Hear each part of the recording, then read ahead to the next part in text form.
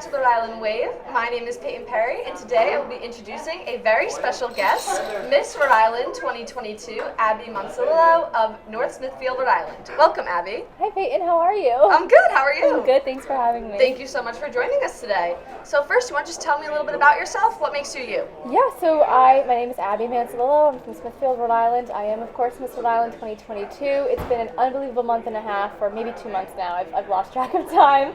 But I'm a second-year law student at Roger Williams, and I'm currently interning in the Department of the Attorney General's office. And I love food. Does that count? That's amazing. So it's my understanding you began pageants at the young age of 14.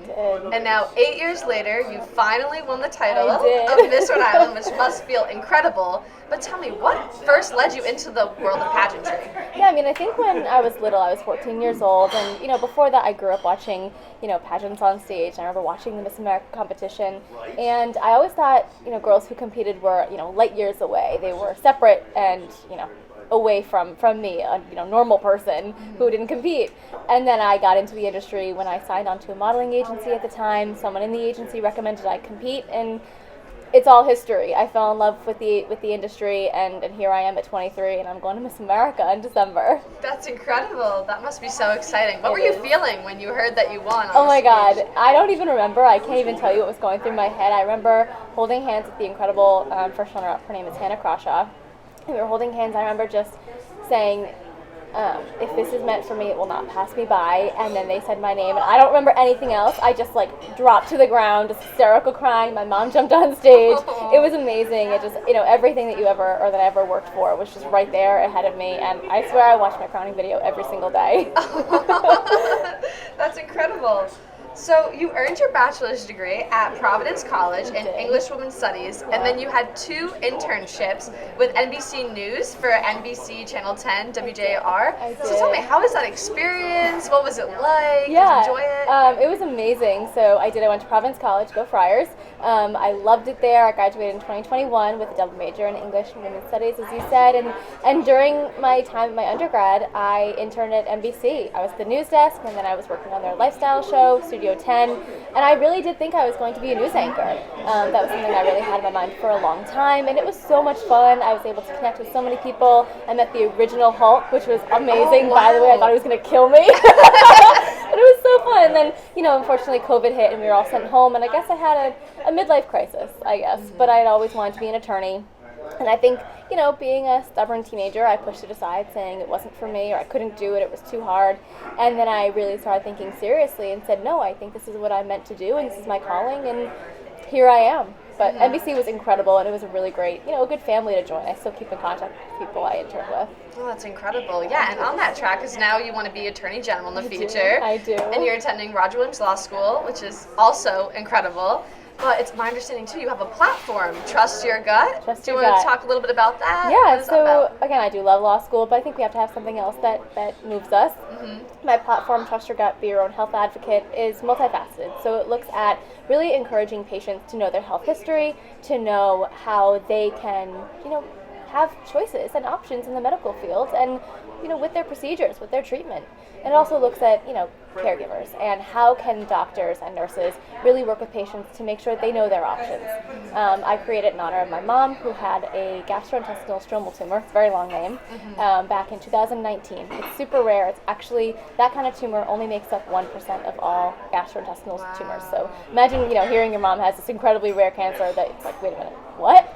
Yeah. So basically she fought her way back to health, and she insisted on testing that she needed, on screening that she needed, and I'm grateful that she's 3 years cancer-free, and that's because she pretty much insisted that she needed to be seen and be taken seriously, and she was, and I'm grateful that she's here and can, do all these things with me.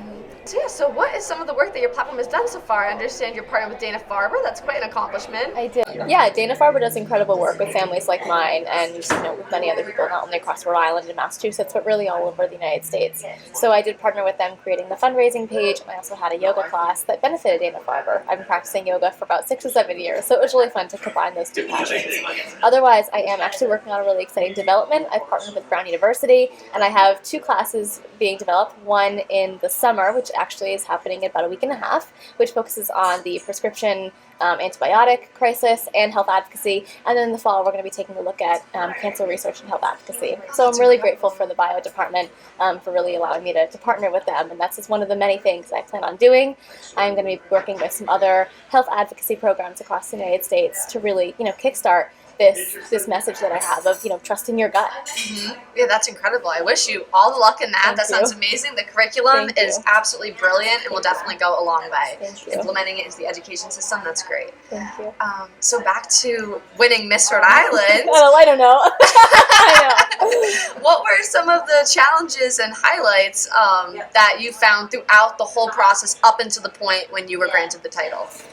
I mean, I think it's easy to say, when you compete, the best part is when you win.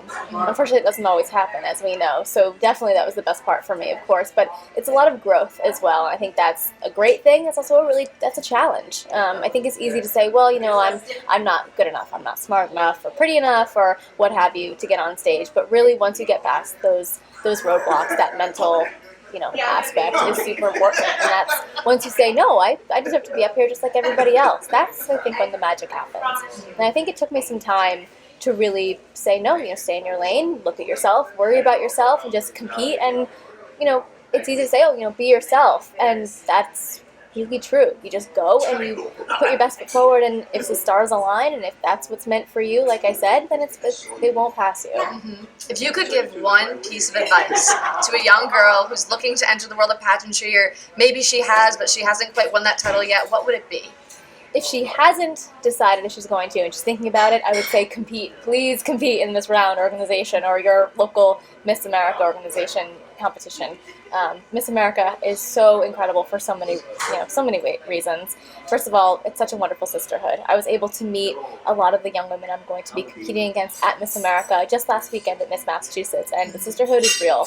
We're all giving each other pins or giving each other blush or what have you, and it's really exciting, and we do support each other in that. More importantly, I think, which is a sticking point for a lot of young women, is that Miss America is actually the largest scholarship provider for young women across the country. Mm-hmm. It's the largest scholarship provider, and so you don't have to win Miss Rhode Island or your state local or your state title to win scholarship, and that's amazing. I was third runner-up to Miss Rhode Island back in 2018, and I won a scholarship to Providence College because of it. Mm-hmm. So that's really amazing. I think Miss America really holds true to its motto of preparing the world for great women and preparing great women for the world. If a woman was competing and hadn't won, I understand how frustrating it is. It's bittersweet. You learn a lot and it's fun to do it, but at the same time, we all want to leave and win. Yeah. I would say, stick with it. It's so easy to give up and throw in the towel and say, well, this is not for me, I can't do it. Well, yes, you can. If I gave up 7, 8 years ago, I wouldn't be here. You take time and you go when you're ready and you go when you miss it, maybe, but tenacity is key, and it's important in all aspects of life, including competitions, but I wouldn't have traded those 8 years where I didn't win for this moment a million times over. Mm-hmm. Mm-hmm. Yeah, that's really important. I really like the part where you mentioned the scholarship and how even if you don't win, there's more to it. It's an incredible foundation to be a part of, and it does. It teaches you growth, and you get that sisterhood, and it just seems amazing. I wish I. You should do it. Please do it. Oh my gosh. Not too late. Exciting. No, it's not too late. How old are you? I'm 20. Oh my god. Oh, baby.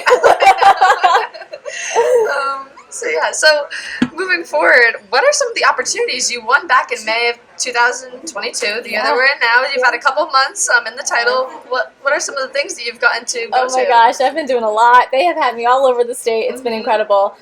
So I did receive the key to Smithfield, which was amazing. It was such an honor to receive it from the town council. Dave DeCoyan is amazing, and he kind of helped set it up, and he surprised me. I didn't know why my family was there, and then I realized, that's why. It made total sense.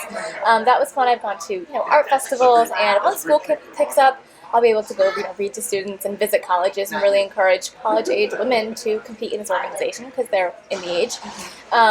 I did go to Miss Massachusetts this past weekend, which is exciting, as I mentioned. I will be going to Texas in August, this next month, for my Miss America orientation. And what I was most excited about was we crowned our teen. We had our Miss Rhode Island's Outstanding Teen competition just a couple weeks ago, so that was so exciting. You know, the Miss always has a teen, and we hadn't had that yet because it was separate, so just having our Rhode Island family really be complete and have that mentoring, opportunity, but also just to gain a little sister. I have a little brother. I love him dearly, but I didn't have a little sister, so it was nice to have that. And it's just exciting. Yeah, I bet that's incredible. And what does the future hold for the next year? A lot. So of course I do a lot of work with my social impact. I do go to Texas in August. I go to Miss America in December. Aside from that, it's really promoting this organization, really telling young women across Rhode Island that this is an opportunity for you to grow and step into your best self. If you have a charity or a message that you want to promote as a local title holder, or should you win as Miss Rhode Island, the Miss America organization gives you that opportunity through the Social Impact Initiative portion. You get to practice interview skills, which is amazing, and that's really exciting, for me as well, because it's important for my future career as an attorney. And I'm really enjoying this year, soaking it all in. These 2 months have flown, and I would love to just rewind and do it all over again. But I know I can't, and I guess that's what makes it special. It's just a year. Yeah. So is there anything else that you would like to share today that I haven't touched upon? Or? I think you got everything. All right, perfect. Well, thank you so much for taking the time to come in today and speak with us. It has been lovely, as always, speaking with you. Thank you. So nice to see you again, or to see you.